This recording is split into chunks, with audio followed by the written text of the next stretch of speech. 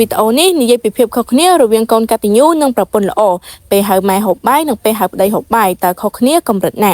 តោះមកតាមដានវីដេអូជីវិតដែលឆ្លុះបញ្ចាំងពីតថភាពពិតក្នុងសង្គមបច្ចុប្បន្នហើយវីដេអូនេះគឺមិនសំដៅទូទៅទេតែមួយចំនួនតូចតែប៉ុណ្ណោះពេលហៅម៉ាក់ញ៉ាំបាយម៉ែអើយម៉ែបាយឆ្អិនហើយនេះរៀបលើតុឲ្យម៉ែមកហូបបាយហូបអីសិនមកម៉ែហូបបាយឲ្យហើយខ្ញុំផ្ដាំម៉ែលេងចានលេងសាហងខ្ញុំថងអានេះខ្ញុំរវល់បានលៀងហើយកុំភ្លេចទេម៉ែតើខ្ញុំរវល់ហើយម៉ែកុំភ្លេចទេម៉ែកុំភ្លេចទេមកហូបតើសិនហើយម៉ែ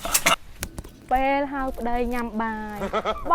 ងឈប់ធ្វើការសិនណាបងមកញ៉ាំបាយមកមួយទឹកឲ្យមួយអីសិនណាបងញ៉ាំបាយឥឡូវអូនកំពុងរៀបបាយបងញ៉ាំពេលបងងូតទឹកងូតអីហើយសម្បូរដល់ខ្លួនទុកនឹងបងងូតឲ្យបងមកឡើងញ៉ាំបាយមកឥឡូវអូនរៀបបាយណាបងឯងហូបទៅងូតទឹកអើយអញឆាប់បានញ៉ាំបាយមួយអូនអូនញ៉ាំបាយឲ្យអូនយកចានតលាមលឺអត់បង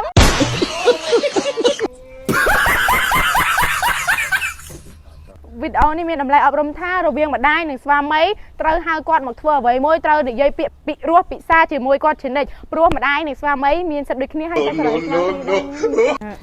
អញលំអៀងលំប្ដីទីតាំងទី